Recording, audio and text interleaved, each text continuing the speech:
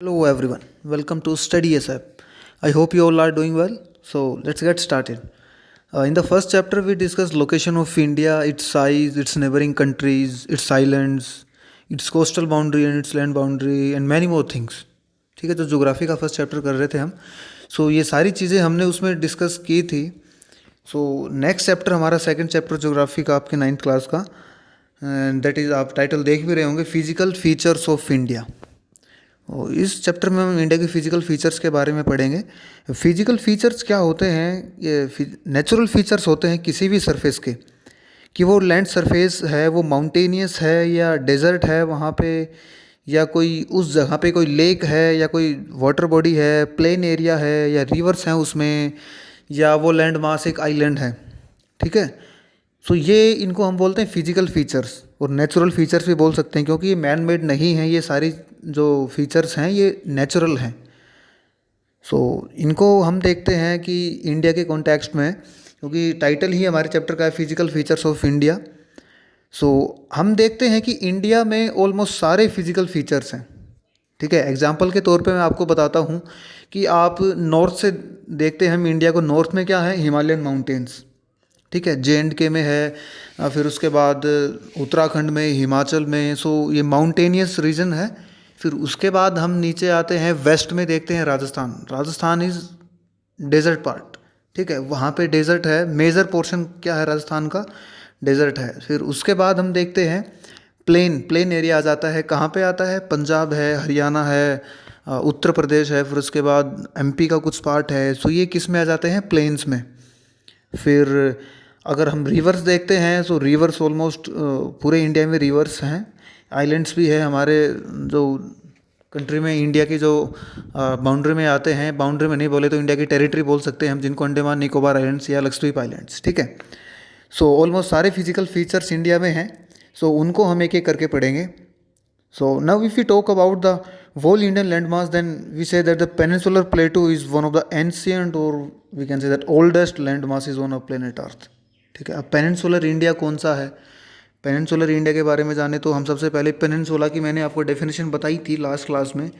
Peninsula क्या होता है? वो लैंडमास होता है जो 3 साइड से पानी से या ओशन से घिरा हुआ होता है.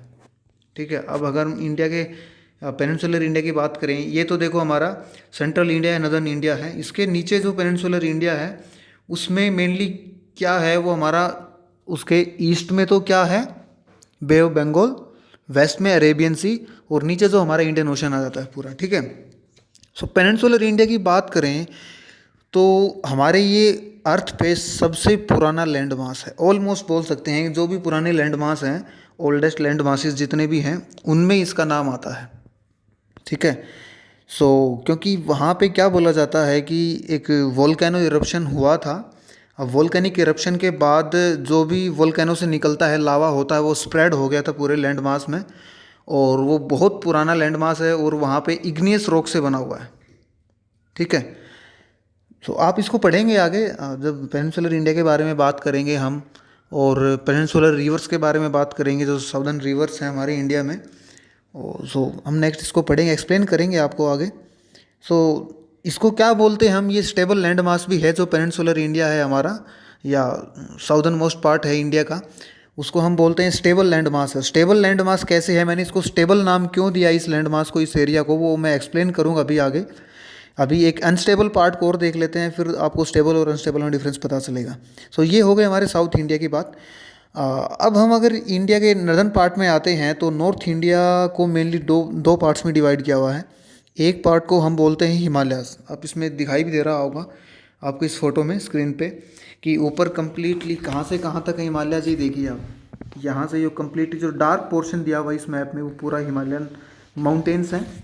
ठीक है. मैंने इसको जो रेड मार्कर से इसको अंडरलाइन भी किया है पूरे को. दो पार्ट्स हैं मेनली, एक तो Himalayan mountains and other one is northern mountains. ठीक है. नॉर्थ में जो माउंटेन्स हैं, सॉरी नॉर्दर्न प्लेन्स. अब प्लेन्स कौन सा पार्ट है? प्लेन कौन से आते हैं? जहाँ पे माउंटेन्स नहीं है, पूरा प्लेन एरिया है.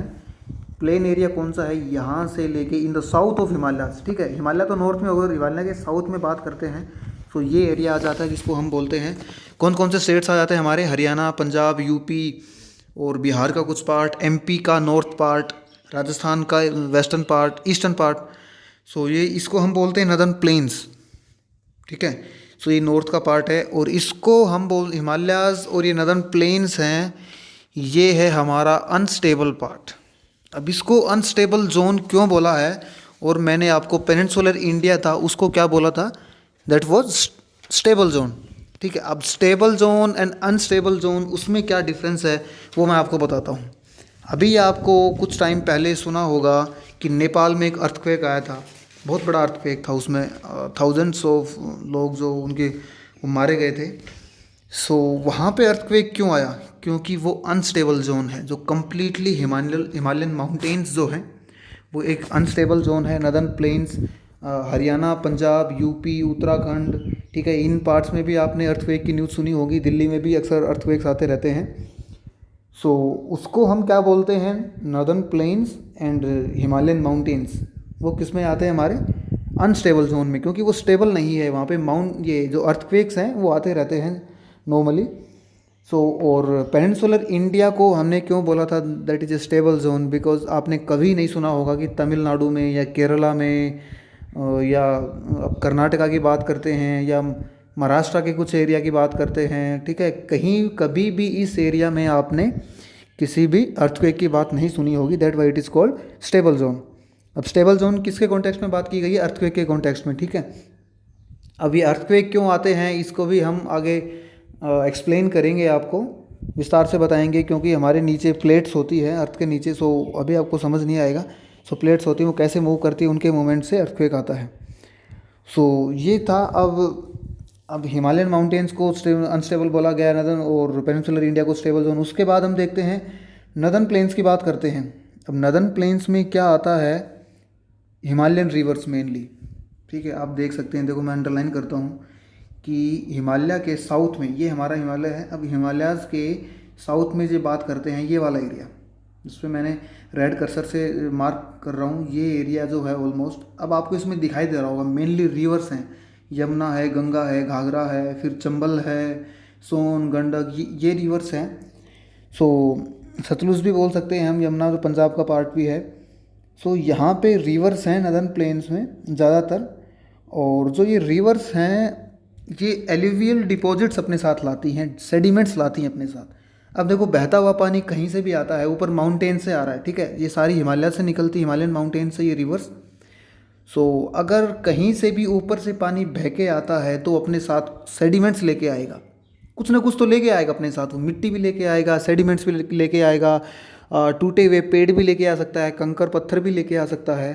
सो इन्हीं को हम सेडिमेंट्स बोलते हैं, ठीक है। जो भी रिवर्स अपने साथ बहा के लेके आती है उनको हम सेडिमेंट्स बोलते हैं। और वो सेडिमेंट्स लाते हैं उनको एलुवियल डिपॉजिट्स भी बोला जाता है, ठीक है। सो ये सेडिमेंट्स आके कहाँ पे डिपॉजिट्स होते हैं, अब रिवर्स ऊपर से पानी बह के आता है, और वो पानी जब प्लेन एरिया में आ जाता है तो वो सेडिमेंट्स प्लेन एरिया में उनका मूवमेंट इतना नहीं हो पाता। सो प्लेन एरिया में वो सेडिमेंट्स डिपॉजिट होते जाते हैं, बैठते जाते हैं, ठीक है। सो ये एरिया कौन सा है, हरियाणा का, पंजाब का और यूपी का मोस्टली एरिया, जिसमें रिवर्स आती हैं, हिमालयन रिवर्स ऊपर से बह के और अपने साथ सेडिमेंट्स लेके आती हैं, सेडिमेंट्स लेके आते हैं, एलुवियल डिपॉजिट्स लेके आती हैं। और ये क्या होते हैं, डिपॉजिट्स जो फर्टाइल होते हैं। सो इन एरियाज़ की लैंड्स को बहुत फर्टाइल बना देते हैं। इसीलिए जो हमारे प्लेन्स है, नदर्न प्लेन्स, इनको हम बोलते हैं एलुवियल प्लेन्स भी बोलते हैं। यहाँ की सॉइल कौन सी है, एलुवियल सॉइल है। आप इसको याद रखना है, क्योंकि आपसे पूछ सकते हैं कि एलुवियल सॉइल कहाँ पाई जाती है। सो जहाँ भी, जिस भी एरिया में रिवर्स फ्लो करती हैं, रिवर्स जहाँ भी होती हैं, वहाँ एलुवियल सॉइल मिलती है, ठीक है। और बड़ी फर्टाइल सॉइल है, आपने पढ़ा होगा, जो नॉर्थ का पार्ट है, हरियाणा, पंजाब, यूपी का, सबसे ज़्यादा फूड ग्रेन्स यहीं पे मिलते हैं, ठीक है। चावल की बात करें हम, गेहूं की बात करें, सो मेनली यहीं पे होता है सारी चीज़ें, जो भी हमारे फूड ग्रेन्स हैं, अनाज हैं।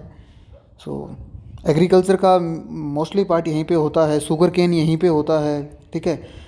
पेनिनसुलर इंडिया या पेनिनसुलर प्लेटू की बात करें तो हम यहाँ पे इग्नियस और मेटामॉर्फिक रॉक्स मिलते हैं। इग्नियस रॉक्स कौन सी होती हैं, जिनको आपने हिंदी में आग्नेय चट्टानें बोला, हाँ पढ़ा होगा 8th में, जिनके पास हिंदी मीडियम था। सो इग्नियस रॉक्स किससे बनती हैं, ये बनती हैं वोल्केनिक इरप्शन से। जो भी हमारा पेनिनसुलर इंडिया है, पेनिनसुलर प्लेटू, अब प्लेटू किसको बोलते हैं आप, एक चीज़, एक टर्म और आई है नई, आप इसको देखते हैं हम। अब प्लेटू वो पार्ट है जो प्लेन भी होता है और उसकी हाइट भी होती है, ठीक है। ये बहुत बड़ा एरिया होता है जो उसके सराउंडिंग एरिया से उसकी हाइट ज़्यादा होती है, लेकिन वो स्टीप नहीं होता। स्टीप मीन्स ऊपर से नुकीला पहाड़ों की तरह, माउंटेन्स की तरह नहीं होता है वो ऊपर से पूरा प्लेन एरिया होता है। और बहुत ही बड़ा लैंड मास जिसकी हाइट ज़्यादा होती है उसको हम प्लेटू बोल देते हैं, पठार, ठीक है। आपने हिंदी में पठार पढ़ा होगा। सो पेनिनसुलर प्लेटू बोल देते हैं जो हमारा नीचे का सदर्न इंडिया है। किससे बना है? इग्नियस रॉक से बना है। इग्नियस रॉक से कैसे बना है? क्योंकि यहाँ पे वोल्केनिक इरप्शंस हुआ था।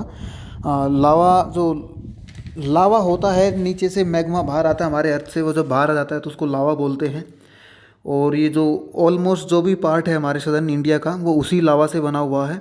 और जब लावा डिपॉजिट हो जाता है, ठंडा हो जाता है, उसको काफ़ी टाइम लग जाता है ठंडा होने में। तो ठंडा होने के बाद जो रॉक्स, जो चट्टानें बनती हैं लावा के ठंडा होने के बाद, उनको इग्नियस रॉक्स बोलते हैं, ठीक है। और वो इग्नियस रॉक्स जब बहुत ही टाइम के बाद, हज़ारों साल के बाद, लाखों साल के बाद उनके ऊपर टेम्परेचर पड़ता है सूर्य की गर्मी, हीट से, और रेगुलर उनके ऊपर प्रेशर बनता है, दबाव बनता है, क्योंकि लेयर्स आती रहती हैं, ऊपर चढ़ती रहती है। मिट्टी की लेयर आ गई, फिर हज़ारों साल के बाद कुछ पेड़ पौधे टूट रहे हैं, उनकी लेयर आ गई। सो ऊपर से प्रेशर भी बनता है, अर्थ की हीट भी होती है, उस टेम्परेचर से और प्रेशर से वो इग्नियस रॉक्स किस में कन्वर्ट हो जाती हैं? मेटामॉर्फिक रॉक से, ठीक है। सो जो पेनिनसुलर प्लेटू है वो इग्नियस रॉक्स और मेटामॉर्फिक रॉक से बना है। सो आपको, आई होप ये समझ आ रहा होगा अच्छे से। आपको समझ नहीं आता है तो आप उसको वीडियो को पॉज करके पीछे से दोबारा से उसको देख सकते हैं। अब नेक्स्ट पार्ट हम देखते हैं इंडिया के फिजियोग्राफिक डिवीजन्स के बारे में, कि इंडिया के कितने फिजियोग्राफिक डिवीजन्स हैं।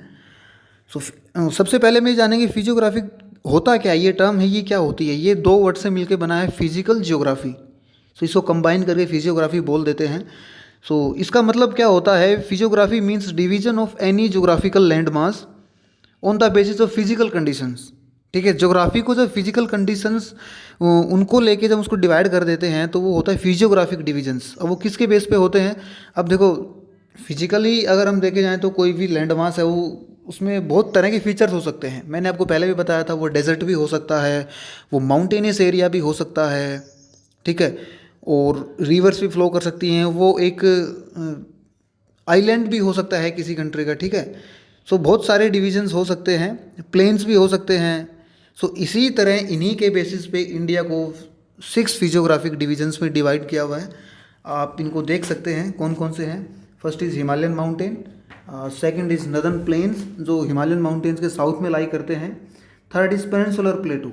पेनिनसुलर प्लेटू जो क्या है, पूरा सदर्न इंडिया है, ठीक है। ट्रॉपिक ऑफ कैंसर से जो नीचे नीचे है उस, वो ऑलमोस्ट हम पेनिनसुलर प्लेटू बोल देते हैं कंप्लीट। और इंडियन डेजर्ट, इंडियन डेजर्ट कहाँ कहाँ, कौन सा पार्ट है इंडिया का?